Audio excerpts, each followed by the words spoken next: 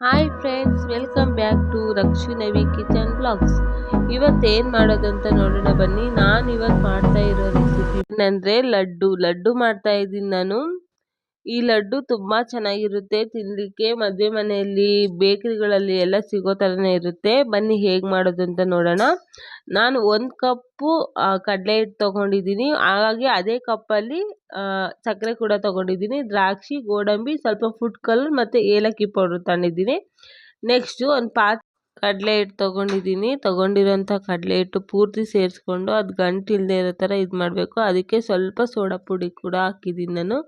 ನೋಡಿ, ನೀರು ಹಾಕ್ಕೊಂಡು ಚೆನ್ನಾಗಿ ಕಲಿಸ್ಕೋಬೇಕು. ಅದು ಸ್ವಲ್ಪನೂ ಗಂಟು ಇರಬಾರ್ದು, ಚೆನ್ನಾಗಿ ಮಿಕ್ಸ್ ಮಾಡ್ಕೋಬೇಕು. ನೆಕ್ಸ್ಟು ಹಾಕೋದು ಅಂತ ತೋರಿಸ್ತೀನಿ. ಈ ಥರ ಜರಡಿ ಬರುತ್ತೆ. ಈ ಥರ ಜರಡಿ ಇಲ್ಲಾಂದರೆ ಮನೇಲಿ ಒಂದು ತೂತ ಇರೋದು ಜರಡಿ ಬರುತ್ತೆ ಮನೆಯಲ್ಲಿ, ಆ ಥರದಲ್ಲಾದ್ರೂ ಹಾಕ್ಕೋಬೋದು. ನೋಡಿ, ಇದ್ರೊಳಗೆ ಹಾಕ್ಬಿಟ್ಟು ಹಂಗೆ ಲೈಟಾಗಿ ಬಡಿತಾ ಇರಬೇಕು. ಅದು ನೋಡಿ ಬೂಂದಿ ಕಾಳು ಎಷ್ಟು ಚೆನ್ನಾಗಿ ಬರ್ತಾ ಇದೆ ಅಂತ. ಹಾಗೆ ಹಾಕ್ತಾ ಇರಬೇಕು.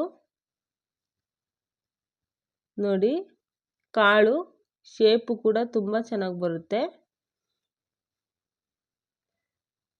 ನೋಡಿ, ಸ್ವಲ್ಪ ಹೊತ್ತು ಬಿಡಬೇಕಷ್ಟೇ. ಇದೇನು ಜಾಸ್ತಿ ಹೊತ್ತು ಬೇಯಿಸ್ಬೇಕು ಅನ್ನೋ ಅವಶ್ಯಕತೆ ಇಲ್ಲ, ಬೇಗ ಬೆಂದ್ಕೊಂಡ್ಬಿಡುತ್ತೆ. ಒಂದು 3 ನಿಮಿಷದಿಂದ 4 ನಿಮಿಷ ಸಾಕಾಗುತ್ತೆ. ನೋಡಿ, ಈಗ ಬೆಂದಿದೆ ಅದು. ನಾನು ಎತ್ಕೊತಾ ಇದ್ದೀನಿ ಆಚೆ. ನೋಡಿ, ಇದೇ ಥರ ಎಲ್ಲನೂ ಹಾಕೋಬೇಕು.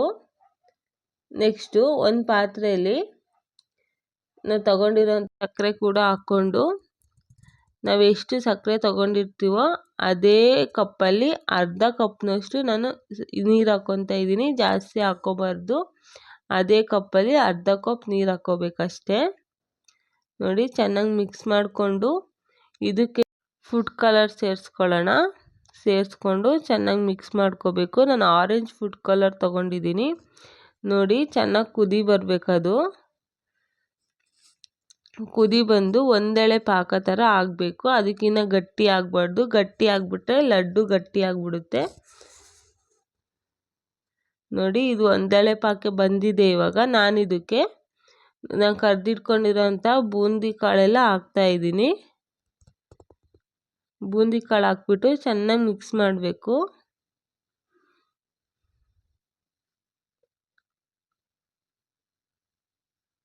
ಚೆನ್ನಾಗಿ ಮಿಕ್ಸ್ ಮಾಡಿ ಒಂದು 10 ನಿಮಿಷ ಇದನ್ನು ಮುಚ್ಚಿಟ್ಬಿಡ್ತಾ ಇದ್ದೀನಿ ನಾನು. ನೆಕ್ಸ್ಟು ಬೇರೆ ಒಂದು ಪ್ಯಾನಲ್ಲಿ ಸ್ವಲ್ಪ ತುಪ್ಪ ತೊಗೊಂಡು ಅದಕ್ಕೆ ಫಸ್ಟು ಗೋಡಂಬಿ ಹಾಕ್ತಾ ಇದ್ದೀನಿ. ಗೋಡಂಬಿ ಸ್ವಲ್ಪ ಫ್ರೈ ಆದಮೇಲೆ ದ್ರಾಕ್ಷಿ ಸೇರಿಸ್ಕೋಬೇಕು. ಗೋಡಂಬಿನ ಚೆನ್ನಾಗಿ ಫ್ರೈ ಮಾಡ್ಕೋಬೇಕು. ಫ್ರೈ ಆಗಿದೆ ಇವಾಗ. ನೆಕ್ಸ್ಟು ದ್ರಾಕ್ಷಿ ಹಾಕ್ತಾ ಇದ್ದೀನಿ. ದ್ರಾಕ್ಷಿನೂ ಅಷ್ಟೇ ಸ್ವಲ್ಪ ಚೆನ್ನಾಗಿ ಫ್ರೈ ಮಾಡಿಕೊಂಡು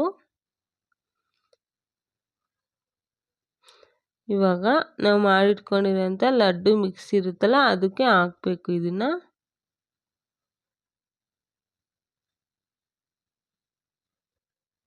ನೋಡಿ, ಹಾಕ್ಬಿಟ್ಟು ಇದನ್ನು ಕೂಡ ಚೆನ್ನಾಗಿ ಮಿಕ್ಸ್ ಮಾಡಬೇಕು. ಮನೆಯಲ್ಲೊಮ್ಮೆಲ್ಲ ಟ್ರೈ ಮಾಡಿ, ತುಂಬ ಚೆನ್ನಾಗಿರುತ್ತೆ.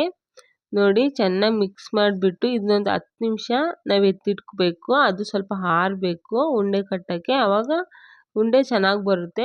ನೋಡಿ, ಇವಾಗ ಆರಿದೆ ಸ್ವಲ್ಪ. ಇದು ಉಂಡೆನ ಕೈಯಲ್ಲೇ ಕಟ್ಕೋಬೇಕು ನೀಟಾಗಿ.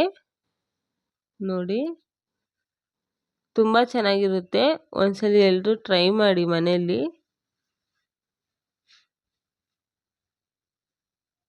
ನೋಡಿ, ಈಗ ಉಂಡೆ ಎಲ್ಲ ಕಟ್ಕೊಂಡು ಇಟ್ಕೊಂಡಿದ್ದೀನಿ.